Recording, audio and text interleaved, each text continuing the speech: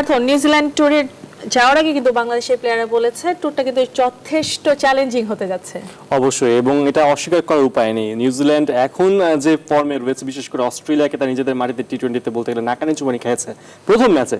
তো এটা তো দেখতেই পাচ্ছে বাংলাদেশ, এবং তারপর আমাদের রিসেন্ট যে পারফরমেন্স ওয়েস্ট ইন্ডিজ এগেইনস্টে ওয়ানডেতে বিশেষ করে এটা আশা করা যেতে পারে যে একটা ফাইট বাংলাদেশ দিবে।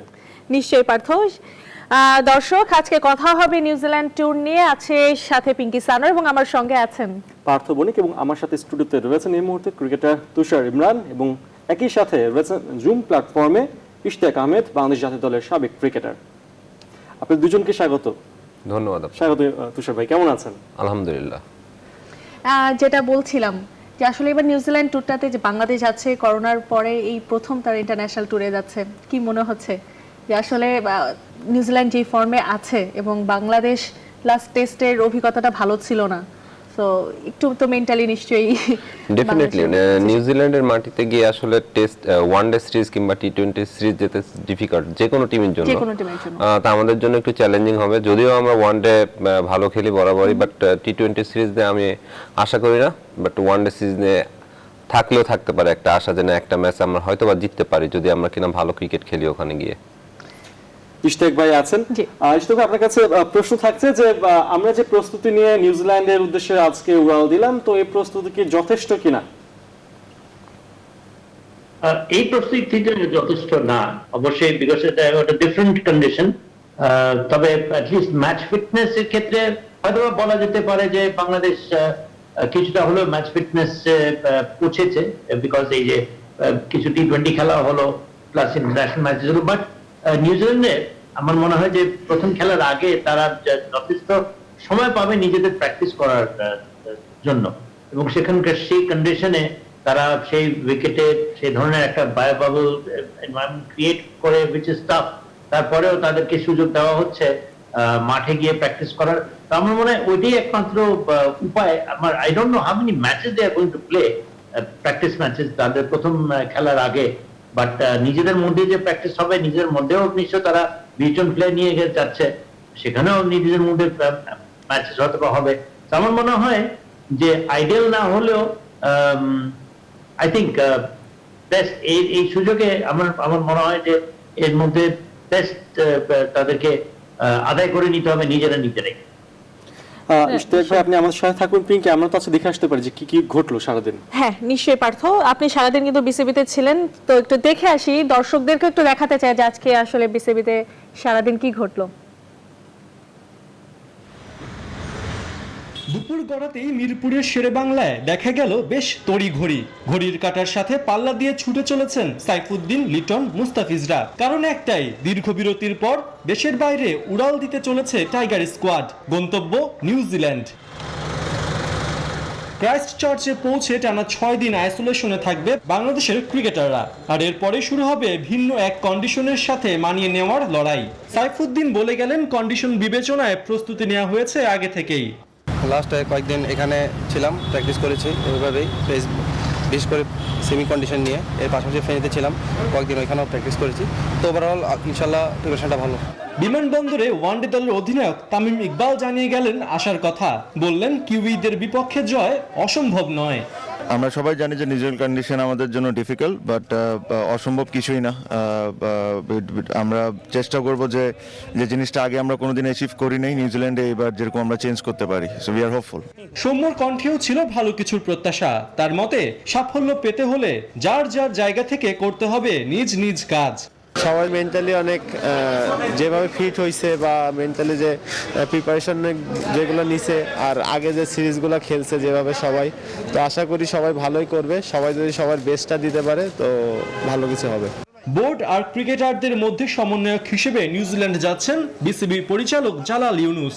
তার সরল স্বীকারোক্তি, এই ট্যুর সহজ হবে না, কিন্তু ক্রিকেটাররাও আছেন মানসিকভাবে প্রস্তুত। টাফ ট্যুর, ভেরি চ্যালেঞ্জিং একটা সিরিজ, নো ডাউট। বাট কালকে যেটা প্লেয়ারদের দেখে মনে আছে, তারা দে আর কোয়াইট ওয়েল প্রিপেয়ার্ড এবং খেলার জন্য তারা প্রস্তুত। ডেফিনেটলি আমরা তো we have to fight out. Partha Banik, news 24, Dhaka. দেখছিলাম আসলে অনেকটা টাফ ট্যুর, যেমন জালাল ভাই বলছিলেন পিঙ্কি। নিশ্চয়ই একটু তুষার ইমরানের কাছে যেতে যাচ্ছি। বাংলাদেশের সবচেয়ে বড় প্রতিপক্ষ মনে হচ্ছে আসলে নিউজিল্যান্ডের কন্ডিশন, ওয়েদার কন্ডিশন। ওখানে সবসময় আমরা জানি যে আসলে ওয়েদারটা অনেক ঠান্ডা হয়ে থাকে এবং বল কিন্তু আসলে বাতাসে অনেকটা সুইং করে।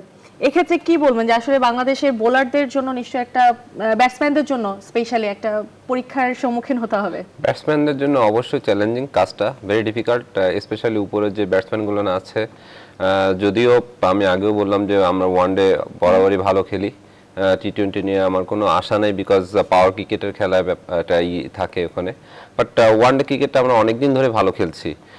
একটা ফ্যাক্ট তো ডেফিনেটলি আছে যে সাকিব নাই এই ট্যুরে, এখানে আমরা একটু পিছিয়ে, আদারওয়াইজ কিন্তু আমরা সবাই কিন্তু ফর্মে আছে। ওয়ানডেতে আমরা ওয়েস্ট ইন্ডিজকে হোয়াইট ওয়াশ করলাম, নিউজিল্যান্ড যদি আমাদের এখানে খেলতে আসে আমরাও কিন্তু মানে ভালোভাবে হোয়াইট ওয়াশ করি, নাইলে হয়তো ভালোভাবে সিরিজটা জিতি আর কি 2-1 ব্যবধানে। বাট ওখানে গিয়ে কিন্তু ভেরি ডিফিকাল্ট হবে, সবুজ উইকেট, তারপর আবার ঠান্ডা, একটু চ্যালেঞ্জিং হবে সবার জন্য আর কি। নিশ্চয়ই। অবশ্যই ইশতাক ভাই আছেন। ইশতাক ভাই, আমরা যেমনটা তুষার ভাই বলছিলেন যে সাকিবের অনুপস্থিতি একটা বড় ফ্যাক্টর হতে পারে। আপনার কি মনে হয় যে 20 জনের স্কোয়াড গেল, সেই 20 জনের মধ্য থেকে আসলে কি এমন কেউ নেই যে কিনা এটা আশা জাগাতে পারে সাকিব নেই, তারপরে কি হয়েছে তাতে? দেখেন, ইন্ডিভিজুয়ালি আমরা যদি অন্তত টেস্ট ম্যাচেস গুলো দেখি, ইন্ডিভিজুয়ালি ব্রিলিয়ান্ট পারফরমেন্স অনেকে আমরা দেখেছি, বড় বড় 100 রান দেখেছি টেস্ট ম্যাচে। ওই ধরনের কন্ডিশনে গিয়ে বাংলাদেশি প্লেয়াররা, সাকিবের 200 রান, মুশফিকের 150 রান, তারপরে মোহাম্মদুল্লাহ রিয়াদ এবং সৌম্য সরকারের গেল বছর, তামিমের অসাধারণ ব্যাটিং। সুতরাং ইন্ডিভিজুয়াল পারফরমেন্স আমরা সবাই দেখেছি টেস্ট ম্যাচের ক্ষেত্রে। ওয়ানডে যেটা তুষার ইমরান বললো, আমরা পারদর্শী ওয়ানডে খেলাতে, এবং এটা চ্যালেঞ্জিং হবে।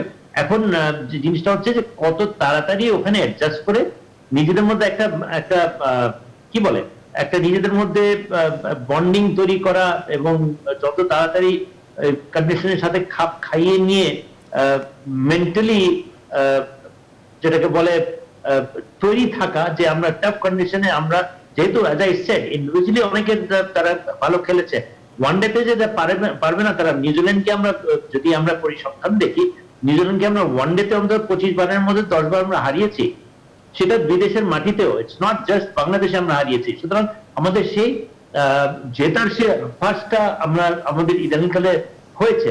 সুতরাং চ্যালেঞ্জিং হলে আমরা যে জিততে পারবো, তুষার ইমরান তো বললে একটা আমরা জিততে পারি, who knows, we can even win the series, it is not impossible, it is just that কত তাড়াতাড়ি আমরা গিয়ে ওখানে অ্যাডজাস্ট হতে পারি, এবং Shakib will not be a factor।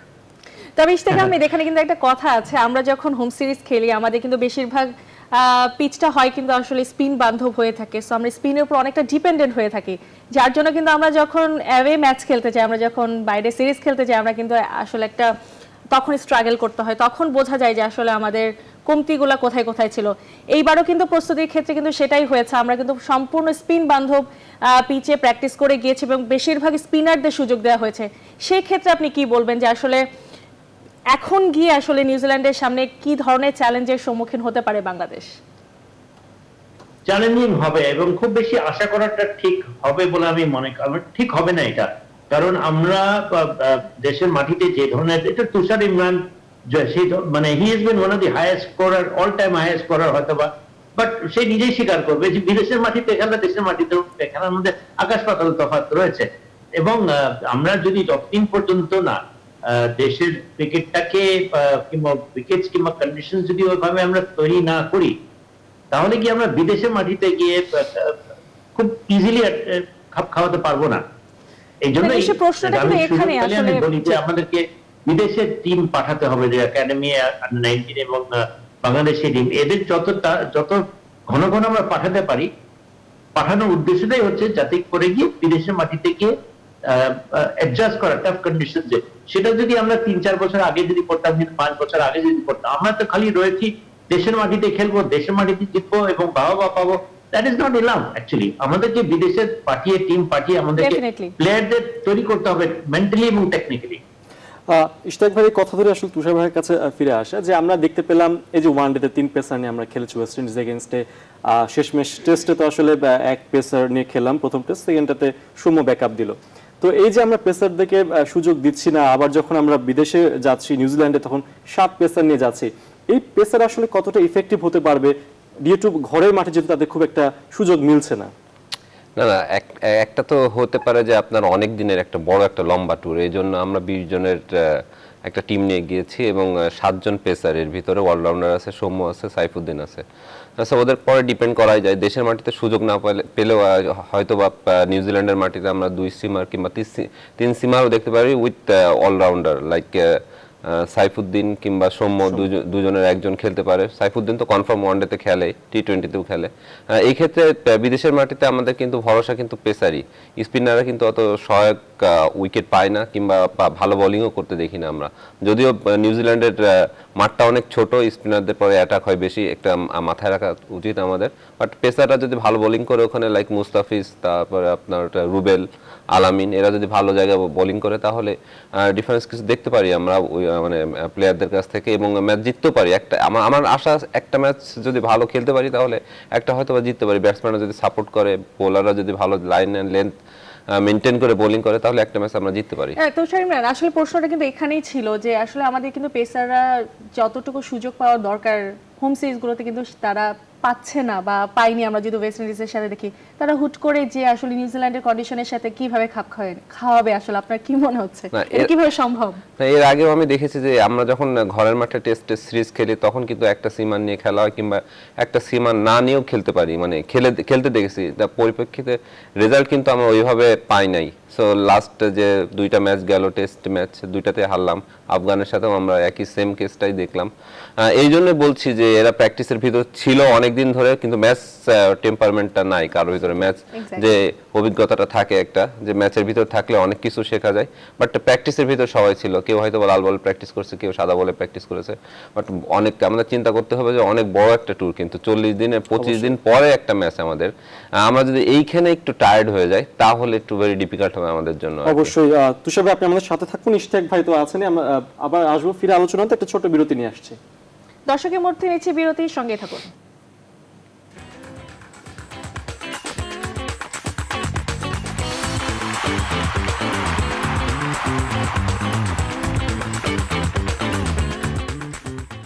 বিরতির পর আবার স্বাগত, দেখছেন স্পোর্টস স্পেশাল। আপনাদের সাথে আছে আমি পার্থ বণিক, আমি আছি পিঙ্কি সানোয়ার, এবং আমাদের সাথে রয়েছেন তুষার ইমরান, ক্রিকেটার, এবং আমাদের সাথে আরো রয়েছেন ইশতিয়াক আহমেদ, বাংলাদেশ জাতীয় দলের সাবেক ক্রিকেটার।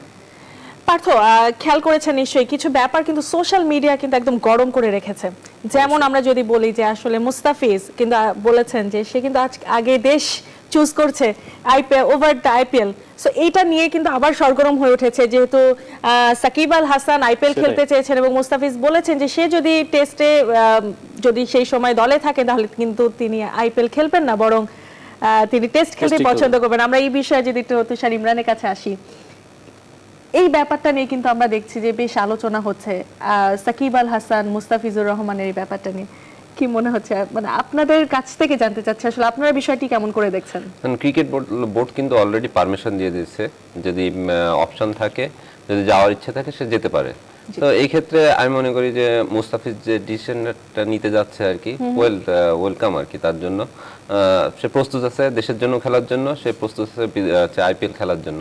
সব এখন ওর ব্যাপার, ও কি করতে চাচ্ছে আর কি। আপনাদের দৃষ্টিভঙ্গিটা জানতে চাচ্ছি আসলে, যেখানে সাকিব আল হাসান কিন্তু বাংলাদেশের একজন, বলুক না বলুক অনেকেই বলছে যে অপরিহার্য নয়, কিন্তু সে কিন্তু একজন অপরিহার্য প্লেয়ার, আমরা কিন্তু অনেকটা তার উপরে ডিপেন্ডেন্ট। তো সে একটা বড় নিষেধাজ্ঞা কাটিয়ে যখন দলে ফিরলেন, বিভিন্ন কারণে তিনি কিন্তু খেলতে পারছেন না, ইনজুরির কারণে, তার ফ্যামিলি ইস্যুতে সে নিউজিল্যান্ড ট্যুরে থাকছে না, সামনে তিনি শ্রীলঙ্কার সময়ও তিনি থাকতে চাচ্ছেন না, আইপিএল খেলতে যাচ্ছেন। এই বিষয়গুলো আসলে আপনারা কিভাবে দেখেন? দেখুন, টেস্ট সিরিজ যদি না হতো, ওয়ানডে যদি হতো, টি-20 হতো, তাহলে আমার কাছে মনে হয় যে সাকিব দেশের জন্য খেলতো।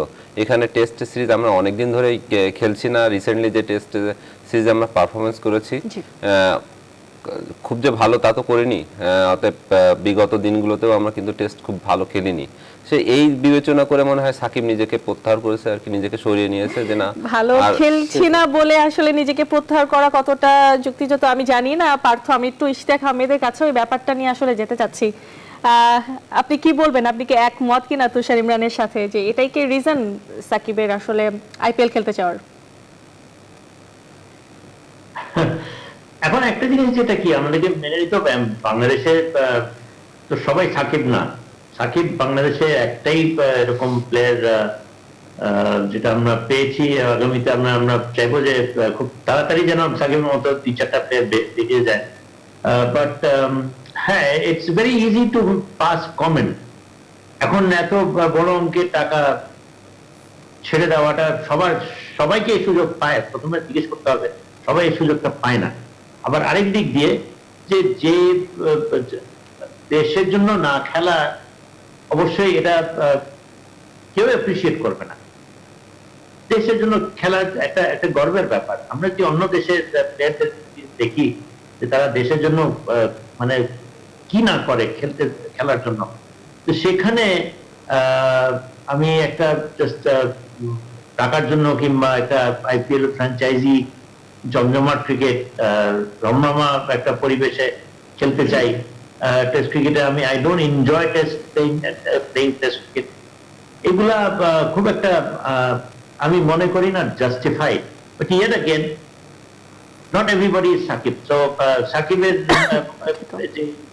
যে নিয়েছে, এরকম সিচুয়েশনে কেউ বাংলাদেশে কেউ আগে আসেও নাই।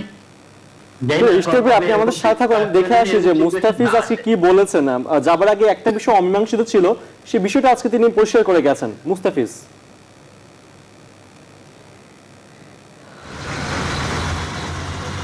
বাংলাদেশের ক্রিকেটে আগামী একটা মাস পুরোটাই কাটবে নিউজিল্যান্ড সফরকে কেন্দ্র করে। 11,000 কিলোমিটার দূরে যখন কিউই টাইগাররা মেতে থাকবে লড়াইয়ে, তখন এই বঙ্গদেশেও চলবে তার চুলচেরা বিশ্লেষণ।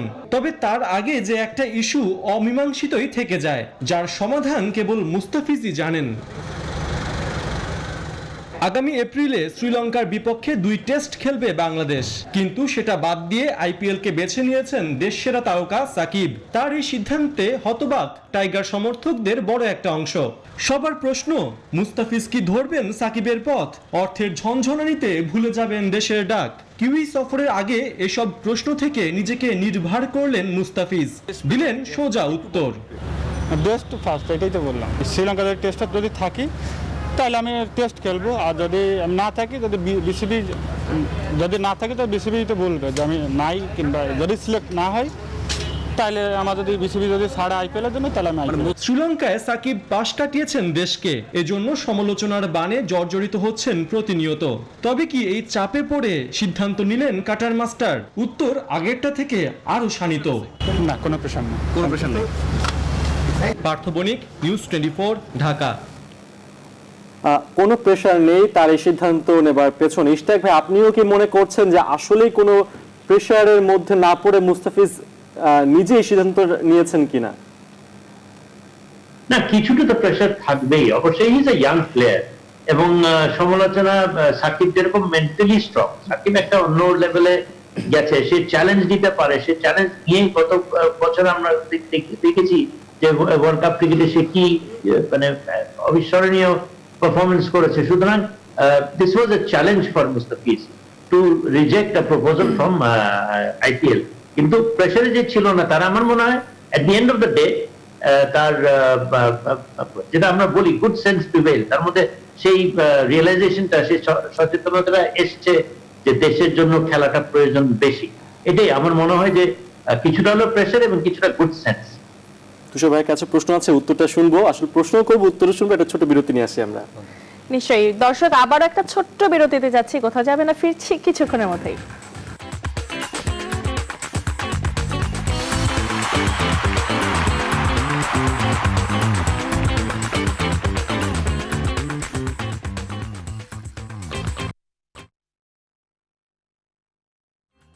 বিরতির পর আবার স্বাগত স্পোর্টস স্পেশালের সঙ্গে আছেন আমি পিঙ্কি সানোয়ার, আমার সঙ্গে আছেন পার্থ বণিক, আছেন তুষার ইমরান ক্রিকেটার, এবং আছেন সাবেক ক্রিকেটার ইশতাক আহমেদ। তুষার ভাই, বিরতিতে যাবার আগে প্রশ্ন রাখতে চেয়েছিলাম যে এইবার যে 20 দলের স্কোয়াডটা গেল, সেখানে নাসুম ছাড়া মোটামুটি সবাই অভিজ্ঞ আছে। নাসুমের জন্য এটা প্রথমবারের মতো আসলে সুযোগ পাওয়ার সম্ভাবনা। তো কেমন হতে পারে যদি সে সুযোগ পায়? তার কি দেবার আছে, কি মনে হয়? আমরা ওকে বিপিএলেও দেখেছি এবং ডোমেস্টিক ক্রিকেটেও ভালো খেলতে দেখেছি। ভালো কিছু আশা করতে পারি নাসুমের কাছ থেকে, বিকজ সাকিবের মানে রিপ্লেসমেন্ট হিসেবে যে যাচ্ছে আশা করি যে ভালো করবে, আর বাদ বাকিটা দেখার অপেক্ষা আছে যে ওর টিমে চান্স পায় কিনা। এই যে কম্বিনেশনটা যাচ্ছে আমাদের 20 জনের স্কোয়াড, এর ভিতরে যদি সুযোগ পায় তাহলে ও নিজেকে প্রুভ করার একটা চেষ্টা থাকবে, আর সুযোগ না পেলে হয়তোবা টিমের সাথেই প্র্যাকটিস ম্যাচগুলো যদি খেলে তাহলে অভিজ্ঞতাটা নিয়ে চলে আসবে আর কি। না নিশ্চয়ই, আমরা যদি একটু ইশতিয়াক আহমেদের কাছে যেতে চাই, আমরা দেখেছি যে আসলে নানা সময় স্কোয়াডে কিন্তু প্লেইং 11-এ বিভিন্ন ধরনের এক্সপেরিমেন্ট করা হয়েছে। 3 নম্বরের ব্যাটসম্যানকে 7 নম্বরে খেলানো হয়েছে, এরকম নানা ধরনের এক্সপেরিমেন্ট আসলে করেছে। এবারে কেমন হতে পারে আসলে নিউজিল্যান্ডের এগেইনস্টে কেমন হওয়া উচিত বলে আপনি মনে করছেন প্লেইং 11 যদি আমরা ওয়ান ডে ফরম্যাটের কথা চিন্তা করি? আমার মনে হয় যে সৌম্য সরকার আর তামিম ইকবাল হয়তো ওপেনিং এ আমি আমি আমি দেখতে চাচ্ছি, আর লিটন দাস, তিনজনের মধ্যে দুইজন তো থাকবেই। তাছাড়া মুশফিক, মোহাম্মদ রিয়াদ, সাইফুদ্দিন থাকবে। আমি মনে করি এখানে দুইজন আরো এক্সট্রা সিমার থাকবে। মুস্তাফিজ গেছে, মুস্তাফিজকে উইকেটের উপরে ডিপেন্ড করবে এবং প্রিপারেশনের উপরে ডিপেন্ড করবে যে খেলার আগ পর্যন্ত প্রায় 15-20 দিন তারা সময় পাবে, এর মধ্যে অনেক প্র্যাকটিস করবে। এর মধ্যে মেইন ফোকাসটা থাকবে সবাই যেন ফিট থাকে, প্রথম লক্ষ্য থাকবে এটা। তারপরে এর মধ্যে আমার মনে হয় যে বেশ কিছু কিছু ইয়াং প্লেয়ার যারা ভালো খেলেছে রিসেন্টলি, আফিফকে একটা সম্ভাবনা আমরা দেখতে পারি, তারপর শেখ মেহেদী আছে, তাকে আমরা দেখতে পারি। তো ওয়ান ডে এবং টি20-তে ডিফারেন্ট ইয়ে খেলবে, হয়তো মেহেদী হাসান মিরাজকে হয়তো টি20-তে রাখবে না। অলরাউন্ডার যদি রাখে সাইফুদ্দিনকে, যেটা তুষার ইমরান বললো যে সাইফুদ্দিন একটা প্লেয়ার যে দুই ফরম্যাটেই খেলতে পারে। সো আমরা খুব বেশি এক্সপেরিমেন্টের সুযোগ থাকবে না, হয়তো আমরা নাইম শেখকে দেখতে পারি as an opener. So he is also a good choice. সুতরাং 20টা প্লেয়ার আছে যেটা কি দুইটা ফরম্যাটে খেলানোর জন্য নিয়ে যাচ্ছে, এবং they've all been more or less in form. So আমার মনে হয় খুব বেশি ক্রিম প্লেয়ার যেগুলা, মেইন প্লেয়ার গুলা, সেগুলো তো থাকবেই। হয়তো বা একটা প্লেয়ার নতুন আমরা এডিশন হতে পারে, আমি মনে করি। তুষার ভাই, আমরা তো দেখতে পাচ্ছি এই যে কোচিং প্যানেলটা রয়েছে তাদের উপর কিন্তু অনেক চাপ, কারণ ওয়েস্ট ইন্ডিজের এগেনস্টে খুব ভালো পারফরমেন্স হয়নি টেস্টে, তার আগে আফগানিস্তানের কাছে হেরে ডোমিঙ্গো শুরু করেন তার যাত্রা। তো এই কোচদের মানে ডাকা হয়েছে বারবার, বোর্ড প্রেসিডেন্ট ডেকেছেন, ইভেন যাবার আগের দিনও তিনি কথা বলেছেন তাদের সাথে। তো এই কোচিং প্যানেলের উপর তো একটা প্রেশার থাকবে কিছু প্রুভ করে দেখানোর নিউজিল্যান্ডের মাটিতে। অবভিয়াসলি, বাট টেস্ট ম্যাচে কিন্তু খারাপ করেছে আমরা, কিন্তু ওয়ান ডে টি20-তে ভালো করেছি। সো এই ক্ষেত্রে কোচ কিন্তু ভালোই করেছে আর কি one day T20, but test ম্যাচের প্ল্যানিংটা টোটালি আর কি ডিফারেন্স। আমার কাছে মনে হয় এখানে কোচিং প্যানেল মানে টোটাল ফেল করেছি। বাট ওয়ান ডে যেহেতু আর টি20 আমরা নিউজিল্যান্ডে সফরে যাচ্ছি, এখানে দেখার অনেক কিছু আছে দেশের বাইরে। এটাই হয়তোবা ডোমিঙ্গোর সেকেন্ড কিংবা প্রথম সিরিজ আফটার জয়নিং, এটা দেখার অনেক কিছু আছে আমাদের এখানে। যদি ভালো করতে পারি তাহলে credit goes to coaching panel. নিশ্চয়ই পার্থ, আমরা কিন্তু দেখেছি এবার মোহাম্মদ মিঠুন সুযোগ পেয়েছেন।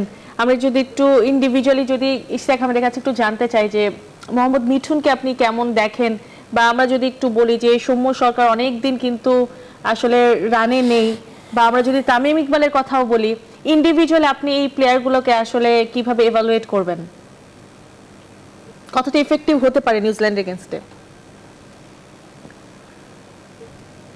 সরকার ইজ ভেরি এক্সাইটিং প্লেয়ার।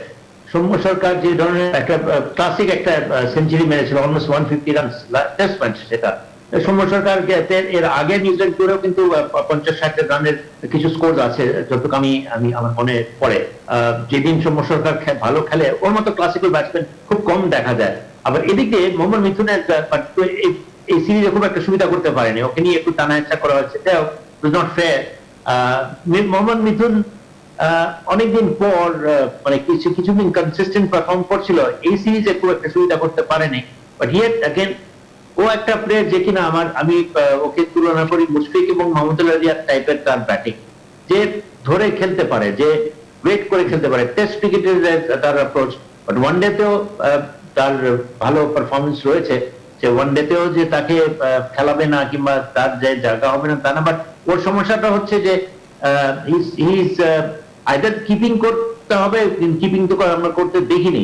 সেজন্য একটা আমার মনে হয় না যে ওকে জাস্ট একটা স্পেশালিস্ট ব্যাটসম্যান হিসাবে খেলাবে, জায়গাটা নষ্ট করবে, একটা চান্স হয়তো সে পেতে পারে, but he must make sure he scores, because or disadvantage হচ্ছে that he is just pure batsman. এখন এখানে এই ফরম্যাটে you have to be a bit of both.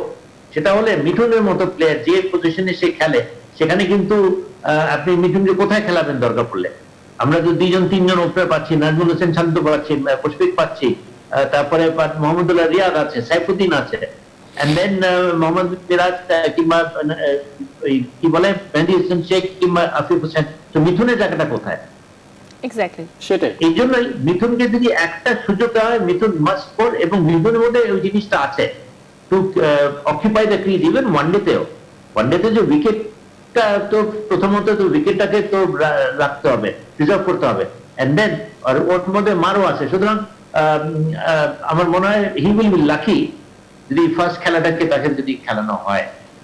তুষার ভাই, অনেক চয়েসেস আছে, আপনি যদি দেখেন ব্যাটিং এর। জি ইশতাক ভাই, তুষার ভাই, যেটা আসলে ইশতাক ভাই বলছিলেন যে মিঠুনে আসলে কোথায় খেলবেন, তাকে যদি সুযোগ দেয় এটা তার জন্য বড় একটা অপরচুনিটি হবে নিজেকে প্রুভ করার।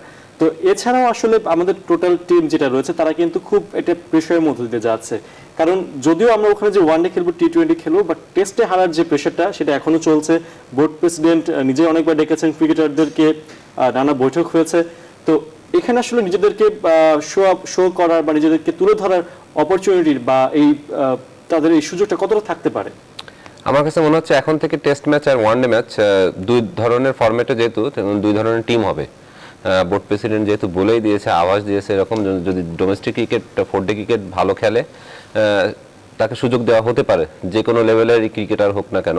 আমার কাছে মনে হয় শুধু যে ওয়ানডে ভালো খেলবে, টি-20 ভালো খেলবে, ওই প্লেয়ারকে আবার টেস্ট ম্যাচে সুযোগ করিয়ে দেবেন, আমার কাছে মনে হয় এটা আনফেয়ার। ওয়ানডে ম্যাচ এবং ওয়ানডে ম্যাচ সাদা বলের খেলা, টেস্ট ম্যাচ লাল বলের খেলা, দুই ধরনের ক্রিকেট। এই ক্ষেত্রে মিথুনের যে ইশতাক ভাই মানে সাথে আমি একমত, মিথুন আর কি যদি সুযোগ পেলেও পেতে পারে, বাট নাইম শেখও আছে এর ভিতরে, শান্তও আছে। ওয়ানডেতে শান্ত খুব বেশি যে খারাপ খেলেছে তা না, মোটামুটি খেলেছে, মিথুনের থেকে রান একটু বেশি করেছে, বাট নাইম শেখকে সুযোগ পাওয়ার সুবর্ণ একটা সুযোগ আছে নাইম শেখের। ইভেন আপনি যদি সৌম্যকে 7 নাম্বার থেকে ওয়ানডেতে নাম্বার 3-তে খেলান, এই পজিশনটাও কিন্তু ফাঁকা আছে সৌম্যর জন্য। হ্যাঁ, হয়তো বা এক্সপেরিমেন্ট করেছে এখানে ওয়েস্ট ইন্ডিজের সাথে 7 নাম্বারে খেলিয়ে, বাট আমার কাছে মনে হচ্ছে নিউজিল্যান্ড ট্যুরে ওকে নাম্বার 3-তে খেলানো উচিত সৌম্যকে। সেক্ষেত্রে কিন্তু মিথুন কিন্তু 11-এ আসার কথা না। আফিফ আছে, আফিফকে একটা সুযোগ দিতে পারে। মেহেদি আছে ছোট, যে মেহেদি, ওকেও একটা সুযোগ দিতে পারে। এবং টি-20-তে তো এরা খেলে, আফিফ খেলে, মেহেদি খেলে, সো ওয়ানডেতেও এদেরকে দেখতে পারি আমি। ইশতাক ভাই আছেন? ইশতাক ভাই, খুব ছোট করে জানতে চাও আপনার কাছে যে আসলে এখান থেকে নিউজিল্যান্ডের বিপক্ষে সিরিজ খেলতে আমরা এরপর শ্রীলঙ্কা সফরে যাব, তো বলতে গেলে এই নিউজিল্যান্ড সিরিজ দিয়ে আমাদের কি কি প্রাপ্তি হতে পারে, কোন কোন জায়গায় আমরা লক্ষ্য রাখতে পারি? একটা তো হচ্ছে যে আমি প্রথম থেকেই মনে করি যে প্রত্যেকটা প্লেয়ার ইন্ডিভিজুয়ালি, যেহেতু এই কম সময়ের মধ্যে আমাদের উচিত হবে না আশা করা যে ওখানে গিয়ে নিউজিল্যান্ডে গিয়ে রাতারাতি খুব একটা চমক, it is a very difficult condition. তারপরে যেভাবে অস্ট্রেলিয়াকে তারা হারালো, New Zealand is a very very tough opposition. যে কোনো দেশ গিয়ে ওখানে তাদেরকে একটু হাবুডুবু খেতে হয়। বাংলাদেশ সেই তুলনায় কিন্তু যদি আমরা বিগত দিনের সিরিজগুলো দেখি, ইন্ডিভিজুয়াল পারফরমেন্স কিন্তু বাংলাদেশ অসাধারণ করেছে, অনেক টেস্ট ক্রিকেট নেশনদের থেকে ভালো করেছে, রেজাল্ট হয়তো ভালো হয়নি। এখানে যেটা হচ্ছে যে যত তাড়াতাড়ি নিজেরা অ্যাডাপ্ট করে নিতে পারে এবং ইন্ডিভিজুয়াল প্লেয়ার্সরা যদি নিজ নিজ দায়িত্বে যদি খেলে, বিকজ অনেক ইন্ডিভিজুয়াল প্লেয়ার্স নিউজিল্যান্ডে গিয়ে পারফর্ম করেছে। আমি যেটা প্রথম থেকেই আমি যেটার উপরে জোর দিচ্ছি, নিউজিল্যান্ডে গিয়ে আমাদের বাংলাদেশি প্লেয়াররা ভালো ভালো বড় বড় সেঞ্চুরি করেছে। সুতরাং we have players capable of performing in those countries. এখন হচ্ছে টিম হিসাবে পারফর্ম করা এবং এই সুযোগে প্লেয়ারদেরকে আবার they have to international level performance. আপনি একটা করলে 3টা যে করবেন না তা না, আপনি every innings you have perform. তো আমার মনে হয় যে ওই ধরনের একটা পরিবেশ যদি মুশফিক, তামিম, মাহমুদুল্লাহ রিয়াদ, সৌম্য সরকার, লিটন দাস, এরাই তো হচ্ছে এখন সিনিয়র, লিটন দাস, সৌম্য সরকার, তো এরা যদি একটা নিজেদের ইন্ডিভিজুয়ালি যদি তারা করতে পারে, এটা কি কালেকটিভলি টিমকেই তো বেনিফিট করবে। সো আই থিঙ্ক ইভেন যে ফাস্ট বোলার আছে, মাইন্ড ইউ, নিউজিল্যান্ড কিন্তু যে কোনো দেশে দল না, টেস্টে দে নাম্বার 1 অলমোস্ট, ওয়ানডেতেও তারা যেভাবে খেলছে। সো বাংলাদেশের কিন্তু এক্সট্রাঅর্ডিনারিলি ভালো খেলতে হবে। অবশ্যই। খুব ছোট করে জানতে চাই আপনার কাছে তুষার ভাই, 2019-এ বাংলাদেশ দলটা যে দলটা আসলে নিউজিল্যান্ড এগেইনস্ট ওয়ানডে খেলেছিল, সেখানে মাশরাফি আর সাব্বির ছাড়া মোটামুটি সবাই অপরিবর্তিত রয়েছে। তো সেখান থেকে বাংলাদেশ দলে 2 বছর পরে ওয়ানডেতে কতটা স্ট্রং হতে পেরেছে? একই জায়গাতে আছি, হয়তোবা একটু হয়তোবা চেঞ্জ হয়েছে, যেহেতু সাব্বির নাই, মাশরাফি তো আগে থেকে নেতৃত্ব দিয়ে অনেকগুলো ম্যাচ জিতিয়েছে আমাদেরকে, দেখেছি। ক্যাপ্টেনের একটা ব্যাপার স্যাপার আছে, তামিম হয়তোবা রিসেন্টলি ক্যাপ্টেন্সি পেয়েছে, এটার পরেও ডিপেন্ড করে, এই ট্যুরের পরেও ডিপেন্ড করে তামিম কেমন করছে অ্যাজ এ ক্যাপ্টেন হিসেবে। তা আমি মনে করি যে না, আমরা ওই লেভেলটাই এখনো আছি, এখান থেকে ইমপ্রুভ করার অনেক সুযোগ আছে। পার্থ, আজকে কিন্তু শেষ করতে হচ্ছে, সময় অবশ্যই। একেবারে হাতে নেই। তুষার, ইমরান, আপনাকে অনেক অনেক ধন্যবাদ আজকে এখানে আমাদের সময় দেওয়ার জন্য, এবং ইশতাক আহমেদ, আপনাকে অনেক ধন্যবাদ আমাদের সঙ্গে যুক্ত থাকার জন্য। আপনাদেরকে এবং নিউজ 24 ধন্যবাদ। ধন্যবাদ পিঙ্কি, তো আজকে এখানে শেষ করতে হচ্ছে, এখানে বিদায় নিতে হচ্ছে। দর্শক, আজকে এখানে বিদায় নিচ্ছে, আগামী সপ্তাহে আবারও ফিরে আসবো স্পোর্টস স্পেশাল নিয়ে। সেই পর্যন্ত সকলে ভালো থাকবেন।